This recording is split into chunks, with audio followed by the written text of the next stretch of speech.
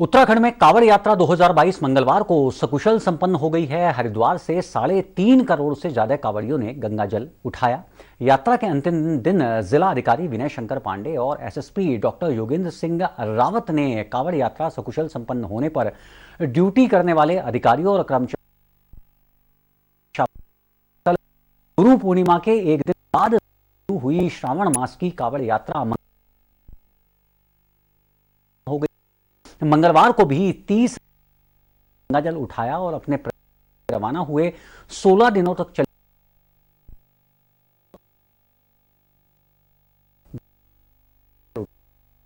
अपने यहां से रवाना।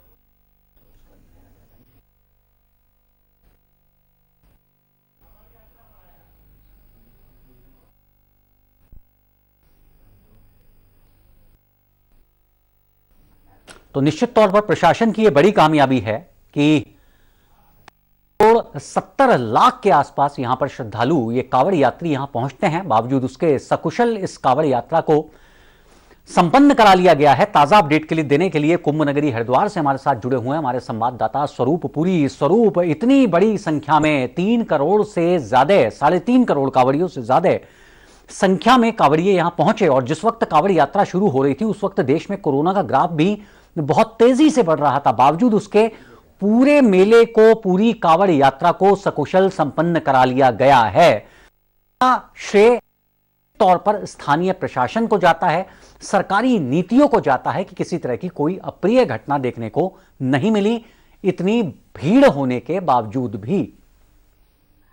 देखिए, बिल्कुल अनुज, अगर हम हरिद्वार की बात करें तो हरिद्वार में जो साल भर में जो पर्व पड़ते हैं उसमें सबसे बड़ा पर्व माना जाता है और देश विदेश के विभिन्न कोनों से जो है श्रद्धालु यहाँ अपनी अपनी कामने और मन्नतों को लेकर पहुंचते हैं। वजह साफ है, क्योंकि गंगा का जो नगर है हरिद्वार और ऋषिकेश गंगा के मुहाने पे बसे हैं। इसके साथ साथ जो है इसके तीनों छोरों पर, एक और दक्षेश्वर महादेव, एक और बिल्केश्वर महादेव और वहीं दूसरी ओर स्वयं नीलकंठ महादेव विराजमान है। तो ऐसे में इस धरती का जो महत्व है, इस पावन भूमि का जो महत्व वो अपने आप में बढ़ जाता है। यही वजह है कि सावन के महीने में देश के विभिन्न कोनों से श्रद्धालु यहाँ पहुंचते हैं। और सबसे बड़ी बात, मान्यता है कि स्वयं भोलेनाथ 1 माह तक इस नगर में वास करते हैं।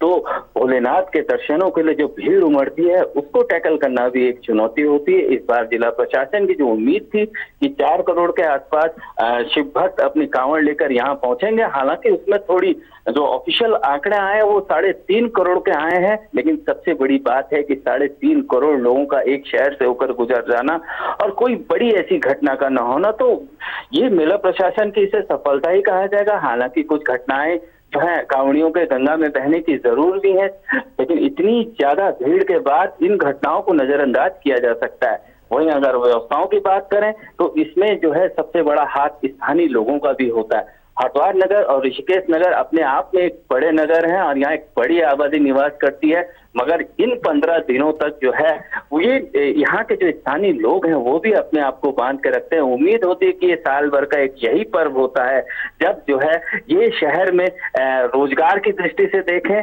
तो बहुत कारगर होता है। लोग जो है इस 15 दिनों के अंदर अपनी रोजी रोटी कमाते हैं, जो साल भर जो है उनके जीवन यापन का जरिया बनती है।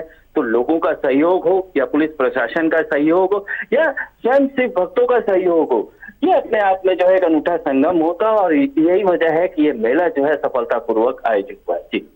जी, जाहिर तौर पर मेला सफलतापूर्वक आयोजित हुआ है। निश्चित तौर पर पूरा श्रेय जो लगातार 15 दिन तक रात दिन तैनात रहे पुलिसकर्मी उनको जाता है, प्रशासन को जाता है, स्थानीय प्रशासन को जाता है।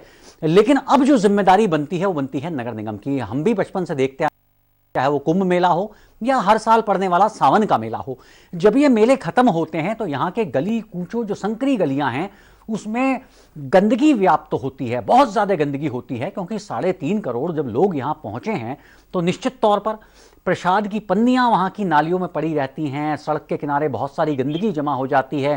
तमाम जो अस्थायी दुकानें लगती हैं वो दुकानें जब वहां से हटाई जाती हैं तो उसका जो वेस्टेज है वो वहां पर रह जाता है। अब नगर निगम की जिम्मेदारी बनती है कि जल्द से जल्द मेला संपन्न होने के बाद जो वहां की सड़कें हैं, जो वहां की गलियां हैं, जो संकरे रास्ते हैं, उनकी सफाई निश्चित जल्द से जल्द कराई जाए, क्योंकि मानसून सीजन है और संक्रामक बीमारियों को फैलने का यही वक्त भी होता है।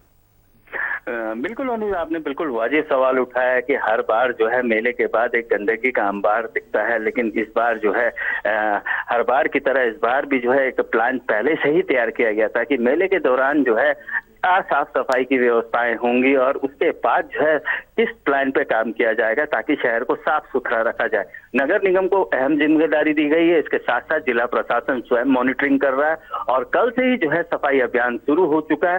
हालांकि इस कार्य में थोड़ा लंबा वक्त लगेगा, लेकिन जो कार्य है वो समय पर पूरा कर लिया जाता है। जी इस तमाम बातचीत के लिए आपका बहुत बहुत शुक्रिया स्वरूप पुरी। आगे बढ़ते हैं। मानसून सीजन के बाद बाबा केदारेश्वर के दर्शनों के लिए केदारनाथ धाम में श्रद्धालुओं की बड़ी संख्या में भीड़ उमड़ रही है। हर रोज करीब 10 से 12 हजार श्रद्धालु बाबा केदारेश्वर के दर्शन के लिए पहुंच रहे हैं। सावन का महीना है तो पूरा केदार घाटी बाबा केदारेश्वर के जयकारों से गुंजायमान है। केदारनाथ धाम के कपाट खुलने के बाद से अभी तक 3 महीने में 9 लाख से ज्यादा श्रद्धालु बाबा केदारेश्वर के दर्शन कर चुके हैं। बारिश के कारण पैदल मार्ग पर भूस्खलन आदि की समस्या बढ़ रही है, लेकिन परेशानियों से बाबा केदारेश्वर के दर्शनों की लालसा वाले नहीं डिग रहे हैं। वो तो कठिन चढ़ाई चढ़कर भी अपने आराध्य भगवान केदारनाथ धाम पहुंच रहे हैं और जलाभिषेक कर रहे हैं।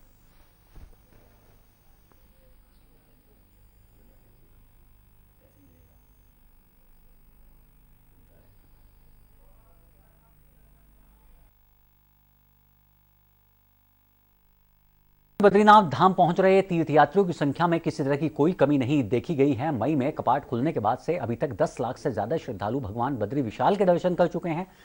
पिछले कई सालों का रिकॉर्ड इस बार टूट गया है, क्योंकि भगवान बद्री विशाल के धाम में इस बार श्रद्धालुओं का तांता लगा हुआ है। उधर यात्रा को लेकर प्रशासन ने भी पुख्ता इंतजाम किए हुए हैं।